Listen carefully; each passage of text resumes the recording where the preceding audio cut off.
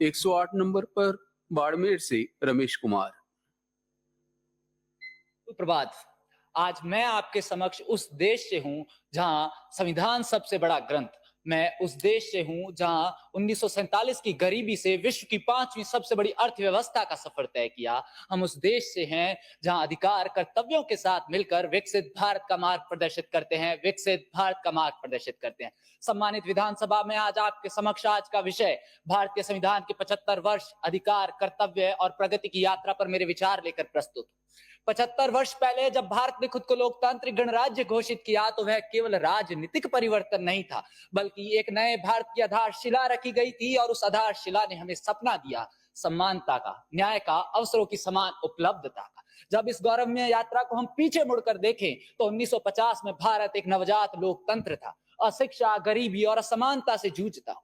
उस दौर में संविधान ने हमारा मार्गदर्शन किया, हमें अधिकार दिए, शिक्षा का अधिकार अनुच्छेद 21A दिया और आज हम प्रगति के उस मुकाम पर है कि भारत की अर्थव्यवस्था, साक्षरता दर अगर हम खास कर देखें तो 1951 में 18% से 2024 में 77% हो गई। इस उछाल में हम विश्व के सबसे बड़े देश रूस से आगे। एक दौर था जब हमारी बहनें घर की 4 दीवारियों में सीमित थी तो अधिकारों के सहारे आज लड़ाकू विमान की कॉकपिट में बैठकर आसमान की ऊंचाइयां नाप रही हैं। तो मुझे बताते हुए गर्व होता है कि खेल जगत से आज कॉर्पोरेट जगत में परचम लहरा रही हैं, न्याय प्रणाली संभाल कर योजनाकर्ता बन रही हैं, तो देश की सर्वोच्च नागरिक भी बन रही है।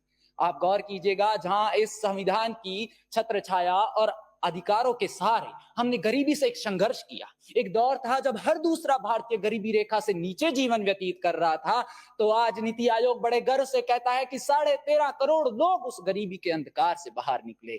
आज हमारे देश में 6 वर्ष से 14 वर्ष के बच्चों के लिए सबसे बड़ी विश्व की शिक्षा संस्थान की प्रणाली है।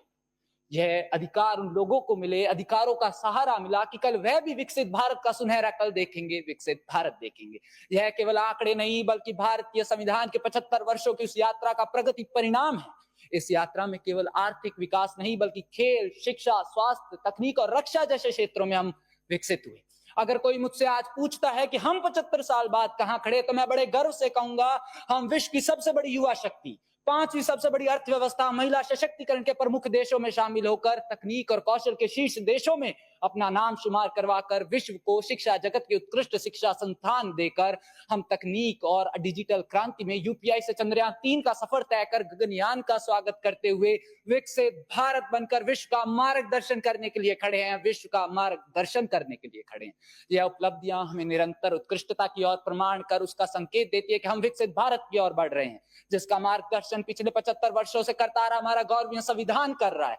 यही हमारे अधिकार हैं, यही हमारे कर्तव्य हैं, यही हमारी प्रगति है जो हमें विकसित भारत की तरफ लेके जा रही है। धन्यवाद विधानसभा। धन्यवाद।